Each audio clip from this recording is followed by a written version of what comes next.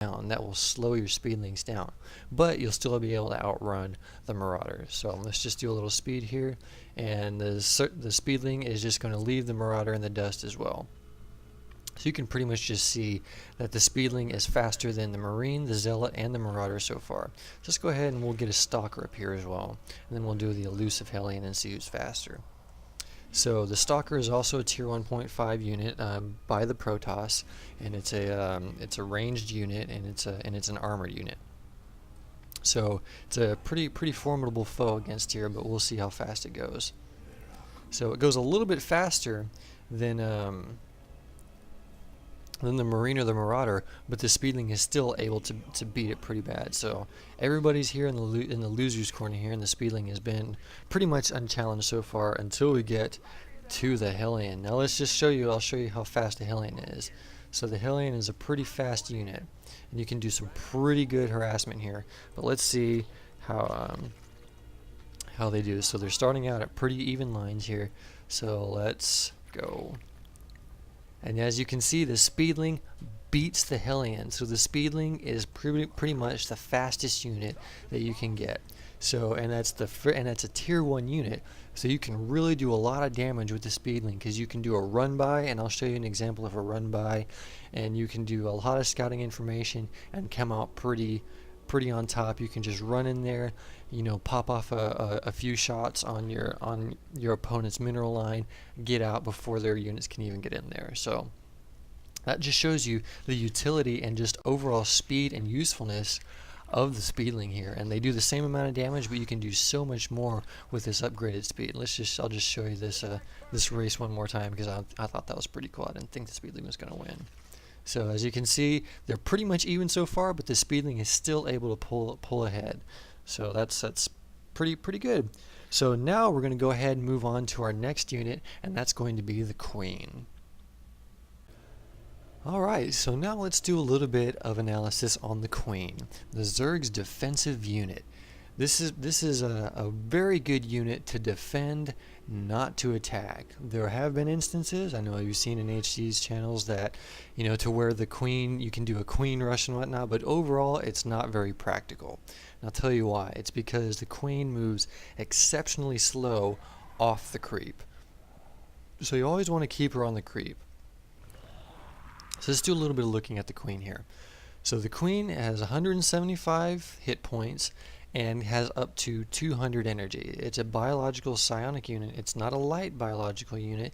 It's more of just an armored, kind of like a medium style unit.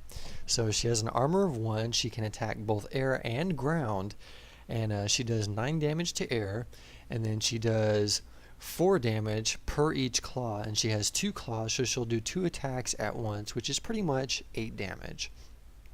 So it's a pretty decent defense unit against those early rushes, and if you micro her around, you can usually come out pretty on top. So let's just get a good look at the Queen here. She's pretty ugly, but she's pretty cool at the same time. So I've got another Queen over here, so I'm just going to tell this Queen to move over here, and I'll show you some of the abilities of the Queen. So the first ability is going to be the Creep Tumor. Now the Creep Tumor is this pretty much. You'll select her, you'll hit C for Creep Tumor, and you'll just tell her, and you can put a Creep Tumor anywhere on the creep, and pretty much what it does is it spreads the creep around. So you can tell her to go over there, and we'll watch her, and then she'll pretty much just poop out a Creep Tumor right there. And it'll morph into its own little building, and then once it's actually done morphing, it will go ahead and stealth itself. And as you can see, as soon as it's done, it'll start spreading the creep around. And you can just tell, look how fast the Queen moves on the creep. So that's why you want to keep her on the creep. So she'll go ahead and do that, and with each Creep Tumor, it can spawn its own Creep Tumor. So you can do an additional one just by selecting that, and it has its own little range that you can do, and kind of just, you know, keep building the creep. So the second ability by the Queen is probably the most valuable, and that's the Spawn Larva. And the hotkey for that is V, and that's this little ability right here. And what it is she will spit some green goo on the hatchery, and you want to cast it. You can only cast it on the hatchery, and she'll spawn some green goo on the hatchery itself. and then it will start a countdown, and the green goo will turn into eggs on the hatchery. And once the countdown happens or completes, and it's going to be a 40-second countdown, the hatchery will actually pop out with 4 additional larvae. So if you look at your hatchery right now, you can only select 3 larvae and make 3 units, so you can make 3 drones. But once the spawn larva actually completes, it'll have 4 additional larvae, and then you can make pretty much 7 drones. So you can select it again, and you can see that you can make 7 drones. And then you can just have them do whatever. Now the final ability by the queen is a really good ability in case of early rushes. So early rushes are pretty detrimental to Zerg, especially a void ray rush. Now the void ray rush is just unbelievably irritating as a Zerg player, and that's because they can get it out so quickly and you don't really have that much anti-air. And if you do some proper scouting, then you can see that they're getting void rays, and as soon as you see that, you want to build another queen. And the reason that is because, for one, they do attack air, and 2 is when your queen is getting attacked, you can do the transfusion ability, and this will work on a building or any unit. But say a void ray is coming in from the east over here, and it's attacking this queen. Well, you can have this queen over here, and you can hit T, and that'll do the transfuse ability, and the transfusion will heal a unit or a structure for 125 hit points. So you can pretty much just boom, hit her, and she'll be at full health. And you can do that a couple times. So, and it requires 50 energy. So that's the final ability by the queen, and it's a really good ability.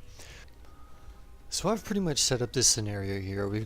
You scouted out your opponent's base, and you found that they're going void rays. Oh no, what do? So you go ahead and you start saving up your queen's energy, and you make another queen. So you have 2 of them over here. So let's say you're coming over here, and the void ray starts attacking. So he's going to start hitting it over here, and you want to kind of separate the queens but have them take it out. And you can see all the queens over here, so I can just select this queen and transfuse her. And now and you're still attacking over here, and you can transfuse her again. And then you can pretty much just take out the void ray without losing your queen, and still have your queen, still have pretty much all your queens at full health and pretty much all the good energy. So that's a really good way to just kind of protect yourself against the early air rushes, early void ray rush, because that is very deadly, especially if you're not prepared for it. I'll go ahead and show you how to do some proper scouting with the Zerg here in a later episode. So now that I've showed you this scenario, let's go ahead and move on to the final unit of the Tier 1, and that is the Overlord.